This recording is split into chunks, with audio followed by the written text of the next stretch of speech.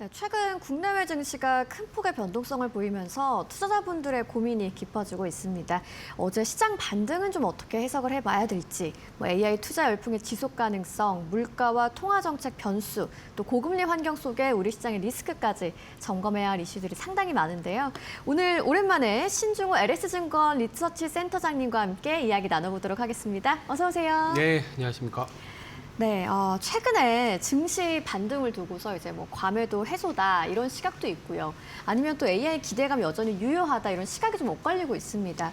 특히나 좀 반도체 조정이 이어지고 있다 보니까 이번 오라클 실적, AI 피크아웃 우려 잠재울 수 있을지도 주목이 되고 있는데 네. 어떻게 보고 계세요? 일단 오라클 실적이 중요한 이유는 수요를 입증한다 이런 측면도 있는 것 같지만 네.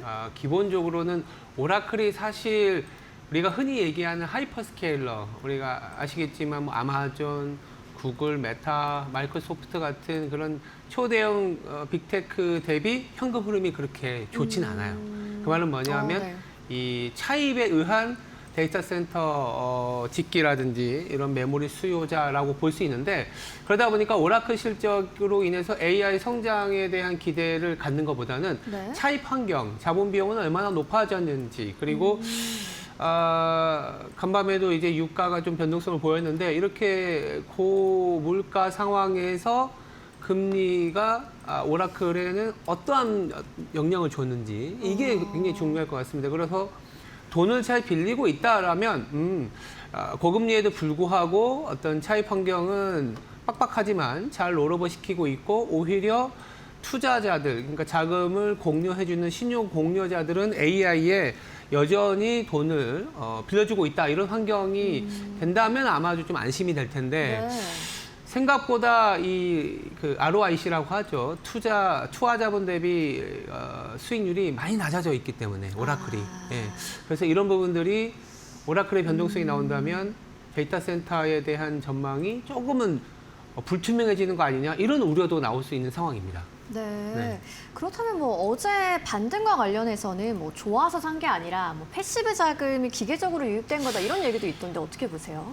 맞아요. 사실은 단일 종목으로 만약에 SK 하이닉스가 네. 하루에도 몇십 퍼센트 하락하고 하루에도 몇십 퍼센트 급등한 거는 우리가 한 5월 말에 출시했던 레버리지 싱글 스탁에 대한 레버리지 ETF 나온 부분도 분명히 있는 것 같습니다. 하락할 때는 더 팔아야 된다라는, 많이 나왔을 거예요. 쇼감마 같은 현상이 나타난다라는 네. 부분이고, 또 올라갈 때는 또 반대로 또 상당한 레버리지가 나타나는 부분인데, 이게 이 ETF라는 게 참 재밌는 게 뭐냐면, 비중이 올라가는 종목은 우리가 보통 보면 밸런싱이라 그래서 조금 어떠한 종목이 올라가면 좀 팔고 다른 종목으로 사고, 이렇게 좀 밸런스, 자산 배분을 하는 게 보통은 이제 우리가 비중 조절이라고 하거든요. 근데 ETF는 어떠한 종목이 계속 올라가면 그 비중이 어떻게 됩니까? 계속 올라가잖아요. 그러면 계속 더 쏠리게 만드는 거죠. 근데 이런 네. 쏠리게 만든 상황에서 레버리지 ETF까지 올라오니까, 최근에 우리 시장이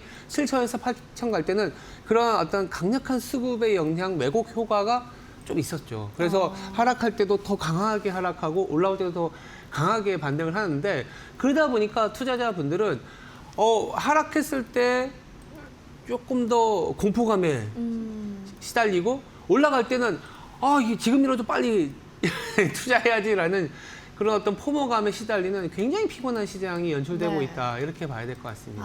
알겠습니다. 결국 이번 반등이 패시브 자금 유입에 따른 기술적 성격이 좀 강하기도 했고요. AI 투자의 지속 가능성과 관련해서는 기업들의 수익성 쪽에서 좀 확인을 해봐야 되는 부분이 있겠네요. 네. 그리고 이제 우리 시간으로 오늘 저녁이죠. 미국에서 이제 CPI 발표도 맞아요. 있고 또 그 다음 날은 PPI 발표까지 앞두고 있습니다. 시장의 경계감이 좀 상당히 높아지고 있는 분위기인 것 같은데, 이번 물가 지표가 시장에 좀 어떤 파장을 가져올 것으로 보시나요? 일단 물가 지표는 높게 나올 거예요. 예, 지금 컨센서스로도 물론 이제 화면에도 나옵니다만, 헤드라인 기준으로 4%가 네네. 넘을 수 있고, 코어 기준으로도 지금 연준의 목표치를 훨씬 상회하는 그렇네요. 그런 어떤 지표가 나올 겁니다. 네. 뭐 그동안 잘 맞춰왔던 UBS 같은 경우에는 시장 컨센보다는 조금 하회하지 않겠냐 하면서 어제 시장을 들어올린 모멘텀이긴 하지만 그래도 높은 물가죠. 이게 이번 주 물가 지표를 보는 이유 중에 하나가 또 다음 주에 케빈 워시 체제에서의 첫 FOMC를 앞두고 있기 맞습니다. 때문에 매파적일 가능성에 좀 우려를 하고 있는 거고 사실 오늘 밤에 CPI도 나오지만 말씀 주신 것처럼 PPI가 또 곧 이어서 다음 날 네네. 그리고 금요일에는 보다 중요한 게 미시건에서 발표하는 기대 인플레이션 이슈라는 게 있습니다. 이게 1년짜리가요. 지금 거의 4% 중후반에 나올 수 있다는 우려가 있기 때문에 보통은 이 미국 시장이 급락을 보이고 나서 급반등을 해주는 건 좋지만 우리가 왜 이란 전쟁 때도 굉장히 쏠림 이후에 해소하는 기간이 이란 전쟁이라는 빌미가 있었지만 과도한 어떠한 이격 조정을 해소하는 구간이었거든요. 이게 한 달 정도는 필요했습니다. 그래서 지금도 어떻게 보면 네. 너무 물가 지표가 이런 거죠. 뭐 하락 추세를 강화시킨다라기보단 뭔가 쏠림과 과열을 좀 해소하는 그런 어떤 빌미로서의 작용을 하지 않을까. 그래서 너무 급하지 않은 시장 진입을 좀 막는 그런 역할을 하지 않을까 이렇게 생각하고 있습니다. 알겠습니다. 한편 또 이제 뭐 PPI 관련해서도 그렇고 핵심이 이 기업의 비용 전가 능력이라고 하는 네, 의견도 맞아요. 있더라고요. PPI가 높은데 CPI가 PPI를 못 따라간다라는 거는 사실은 기업 입장에서는 생산자 비용이 높음에도 불구하고 가계 소비가 아직은 안 좋거든요. 아시겠지만 우리가 메인 스트리트 지표라고 하고 월 스트리트 지표로 가는 게 이제 금융 시장의 지표들, 이를테면 뭐 주가 지수가 대표적인데 주가 지수는 계속 올라가는데 메인 스트리트 쪽, 뭐 고용이라든지 소비 같은 지표는 네. 상당히 안 좋거든요. 그런 부분이다 보니까 여기서 가격을 올리게 되면 매출이 떨어질 수 있는 리스크 때문에 기업들이 가격 전가를 잘 못하고 있어요. 그래서 마진이 스퀴지 된다 그러죠. 마진이 하락할 수 있다는 부분들인데 사실 이 부분은 AI 밸류 체인을 제외한 나머지 기업들이 좀 그런 것 같고 근데 이게 또 도돌이표로 어떤 현상이 나오냐면 결국은 AI 인프라를 까는 거는 우리가 흔히 얘기하는 일반 기업체들 뭐 월마트도 있고 뭐 중소기업들도 많을 거잖아요. 이런 기업들이 AI를 채택하면서 AI 확산을 만들어줘야 된다. 그래서 엔비디아의 젠슨 황 회장이 우리나라에 와서 보여준 하나의 단어는 뭐냐? AI 인프라 이후에 다음은 활용이다. 피지컬 AI라든지 활용 단계로 넘어가려면 말씀드린 것처럼 빅테크를 제외한 나머지 기업들의 캐펙스가 필요해요. 그런데 지금 그렇지 못하고 있는 거죠. 네. 자, PPI가 높음에도 CPI가 낮은 그런 마진 스퀴지, 마진 압박에 대한 부분 그리고 물가가 높으면서 금리가 높은 상황 이게 조금 해소가 돼야 AI와 시장도 더 올라갈 수 있는 환경이 된다. 이렇게 봐야 될 것 같습니다. 알겠습니다. 네. 좀 정리를 해보면 뭐 이번 주 후반에 중요한 경제 지표들 발표가 연달아 있기 때문에 맞습니다. 시장은 좀 변동성이 큰 상황인데 물가 수준도 중요하겠습니다만 이 기업들이 늘어난 비용을 좀 얼마나 전가할 수 있는지가 또 핵심 변수가 될 수 있다라는 말씀이시겠네요. 네, 맞습니다. 네, 또 앞서 말씀해주신 것처럼 이제 케빈 워시 의장의 첫 FOMC 예정이 돼 있습니다. 시장이 뭐 금리와 관련된 발언에 촉각을 곤두세우고 있잖아요. 이번 회의에서 좀 가장 중요하게 볼 포인트가 어떤 거라고 보세요? 독립성에 대한 부분인 것 같아요. 어떤 거냐면 네. 자 이제 트럼프 대통령이 임명하다 보니까 시장에서는 굉장히 금리 인하에 대한 어떤 힌트를 얻으려고 할 건데 지금 우리가 얘기하고 있는 부분들이 물가가 굉장히 높다라는 얘기를 하고 있지 않습니까? 네. 그럼에도 불구하고 케빈 워시 의장이 금리 인하 얘기를 한다? 그럼 시장이 좋아할까요? 아니 이거는 그냥 무대뽀라는 단어를 쓰긴 합니다만 무대뽀로 그냥 금리 인하한다라는 건 연준의 독립성이 훼손된다라는 얘기를 할 수도 네. 있는 겁니다. 그래서 어쩌면 케빈 워시 의장 자체도 지금은 강하게 금리 인하 시그널을 주지 않을 가능성이 높다. 왜냐? 케빈 워시도 일단은 뭐 트럼프가 임명은 했지만 독립적인 정치적인 독립적인 자리에 있다라는 걸 보여줘야 되고 그래야 시장이 안심을 하겠죠. 지금 당장은 불편하더라도 왜냐 물가가 높고 당장 금리 인하 시그널을 주지 않아서 시장이 변동성을 보이지만 남아있는 임기 동안에 소위 말하는 자기의 지위에 대한 권위가 생기려면 네. 지금 시장과의 합리적인 의사소통이 필요하다라는 거를 본인도 알고 있을 거예요. 그래서 시장도 이번 주 물가 지표가 조금 높으면 다음 주에 케빈 워시에 대한 얘기는 일단은 기대 인플레를 잡는 약간의 매파적인 시그널이 나와줘야 시장이 안심할 것 같아요. 오히려. 근데 네. 그게 아니라 트럼프 대통령이 임명했기 때문에 뭐 자기가 만든 지표 아니면 댈러스 연준에서 만드는 이 트림드 민 PC라 그래서 유가와 푸드를 계속 빼는 코어 말고 그때마다 변동성이 높은 물가 지수를 제시하면서 나는 그래도 금리 내릴 수 있어. 이거는 사실 독립성 훼손일 것 같아요. 그래서 그렇군요. 아마 이번 주 중후반부터 다음 주 FOMC가 있는 기간까지는 연준의 매파 시그널이 나올 가능성에 대한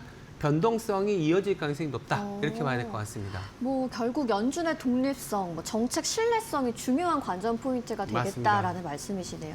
그렇다면 뭐 혹시나 시장의 예상보다도 더 매파적인 메시지가 나온다고 가정을 해본다면 뭐 최근 주목받는 방어주 전략은 여전히 좀 유효하다고 보시나요? 최근에 약간 좀 재미있는 게 뭐냐면 이 AI 밸류 체인이 올라갈 때는 이제 우리가 흔히 얘기하는 방어주들이라는 필수 소비재나 이런 쪽보다는 네. 이 소프트웨어 업체들, 이를테면 뭐 네이버나 이런 부분들이 방어주가 되고 어제 드러난 거는 AI 밸류 체인이 올라가니까 네이버 빠지고 그 전날에는 네이버 올라가고 이런 현상인데 지금 시장에서는 결국 주도주 내에서 그리고 내지는 주도주가 확산되는 업종 내에서의 방어주를 채택해야 될 것 같아요. 무슨 얘기냐? 삼성전자, SK 하이닉스는 결국 이 상승이 유지된다고 했을 때는 끝까지 살아남는 업종일 거예요. 네. 그래서 시장에서 지금 50% 비중을 갖고 가고 있기 때문에 50% 비중을 갖고 가되 그런데 아까 제가 말씀드린 것처럼 결국 이 AI가 더 확산이 되려면 활용이라는 단어가 나와야 되지 않습니까? 그러면 이게 소프트웨어 업체들도 일정 부분 이 AI 밸류 체인에 이제 흡수된다라고 볼 수 있는 거예요. 그래서 전력기기도 조금 이제 확산됐지만 이 소프트웨어도 약간 방어주 그리고 AI 확산이라는 그런 테마에서 네. 조금은 편입을 할 필요도 있지 않을까라는 말씀드리고 있고 또 하나는 이제 방어주 중에 하나가 금리가 높지 않습니까? 네. 그러면 이제 금융주. 이게 금융주 하면은 보험, 은행, 증권이 있지만 증권은 사실은 시장의 어떤 방향성에 좀 많이 연동이 되고 금융주 내에서도 보험이나 은행주를 좀 편입하면서 방어적인 어떤 포트폴리오를 가져가는 것도 괜찮은 현재 스탠스지 않을까라는 얘기를 좀 드리고 있습니다. 알겠습니다. 네. 뭐 그렇다면 이렇게 뭐 미국발 매파 우려와 고금리가 길어지면 네. 우리 국내 증시에서 취약한 고리들도 자극을 받게 되잖아요. 뭐 좀 가장 경계하고 대비해야 할 리스크 어떤 거라고 보세요? 일단 첫 번째는 단기적으로 환율이죠. 환율이 많이 올라가 있기 때문에 네. 외국인들의 매도가 물론 그동안에 올해 들어서 시장이 5천에서 뭐 이거 오리지 시장이 코스피가 100% 오르는 동안에 외국인은 계속 팔았죠. 네. 뭐 외국인이 계속 환율 때문에 판다 아니면 여러 가지 전자닉스 비중을 기계적으로 줄인다 이런 부분들은 있지만 무시하고 시장이 올라왔지만 또 이런 무시하고 올라왔지만 변동성일 때 외국인의 매도가 나올 때는 또 심한 변동성을 받을 수 있습니다. 근데 원달러 환율이 1,500 중반에서 연준의 매파 스탠스가 다음 주까지 조금 고민이라 그러면 환율 리스크는 조금 있을 수 있어요. 단기적으로는 이제 금리 차이에 대한 부분도 있어서 그러면 외국인들의 매도가 더 나올 수 있는 거죠. 네. 그래서 이게 조금 더 변동성을 자극할 수 있는 하나의 포인트일 수 있다라는 거고 그리고 당장 내일 아침에 오라클 실적에서 네. 자본 차입 환경에 대한 부분들이 나오면 안 그래도 지금 최근에 간밤에 미국의 메모리 업체가 하락한 이유가 데이터 센터와 관련된 네. 좀 지연 축소 뭐 약간의 어떤 얘기들이 나와서 오라클 실적에서 AI 수요가 아니라 자본 비용과 관련된 이슈를 좀 잘 챙겨보자 이렇게 말씀드리고 싶습니다. 알겠습니다. 또 여쭤보고 싶은 게 이제 한국 시장의 취약성이 확대됐다는 부분에서 유동성 측면을 맞아요. 점검할 필요 네. 있겠네요. 유동성 같은 경우에는 우리가 극단적으로 우리가 그 코스닥은 못 가고 코스피는 오르는 현상이 뭐냐면 유동성이 없어서 그래요. 거꾸로. 그러니까 한쪽에서 빼서 한쪽에 가다 보니까 굉장히 극단화되어 있거든요. 우리가 다 투자자분들도 요새 많이 아는데 ADR 같은 지표가 네. 뭐냐면 상승 종목과 하락 종목 수의 비율인데 이게 바닥을 치고 있어요. 이게 어느 정도 정상화돼야 되는 부분들이 있는데 이 정상화되는 수준까지 올라오기 전까지는 시장의 어떤 극심한 변동성이 나타나고 이게 ADR 지표가 바닥을 보인다는 건 유동성이 축소되었다라는 얘기가 있기 때문에 네. 우리나라 국내 증시만 놓고 보면 유동성이 풀려가는 국면은 아직은 아니다. 왜? 신현성 하는 신임 총재도 7월에 금리 올릴 수 있다 이런 얘기를 해버렸기 네. 때문에 단기적으로는 유동성이 굉장히 축소된 국면이기 때문에 이 추세나 이 주도주 아닌 업종에서 기다리는 전략은 조금 오래 걸릴 수 있다라는 거를 좀 판단하고 네. 시장을 대응해야 된다 이렇게 말씀드리고 싶습니다. 알겠습니다. 네. 뭐 외환 보유액 증가 흐름도 포함해서 뭐 대외 건전성 지표까지 좀 꼼꼼히 살펴봐야 될 것 같기도 합니다. 맞습니다. 그게 아까 환율과 관련된 네. 부분이었기 때문에 좀 챙겨봐야 될 것 같습니다. 네.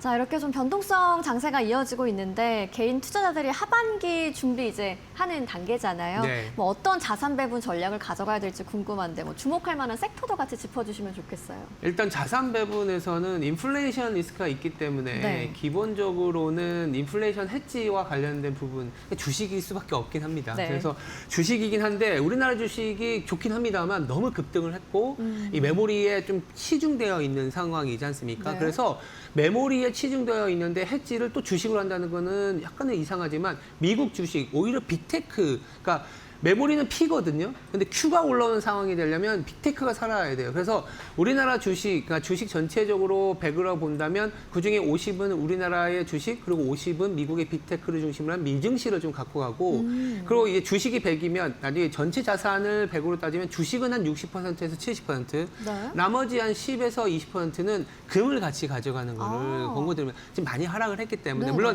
실질 금리가 올라가는 상황에서는 금 자산이 그렇게 좋진 않아요. 근데 중장기적으로 중앙은행의 수요가 살아있다는 측면에서는 연간 10에서 15%의 상승률을 기대할 수 있는 자산이거든요. 그래서 많이 네. 빠졌다는 측면에서 금 그리고 이 약간은 한 달이나 두 달 동안의 이 변동성이 있기 때문에 분할 매수를 하기 위한 현금 확보, 10에서 10% 이렇게 좀 가져가는 전략을 좀 추천드리고 있습니다. 네, 뭐 단계적으로 분할 매수 전략이 좀 유효하기 때문에 현금 비중도 병행하면서 금에 대한 이야기도 해주셨습니다. 자, 오늘 말씀 종합을 해보면 뭐 최근 시장 반등에 너무 의미를 부여하기보다는 수급의 성격도 좀 냉정하게 살펴볼 필요가 있을 것 같고요. 물가, 통화 정책, 대외 건전성 변수까지 좀 함께 봐야 한다는 조언 정리를 해보겠습니다. 오늘 신중호 LS증권 리서치 센터장님과 함께했습니다. 좋은 말씀 고맙습니다. 네, 감사합니다.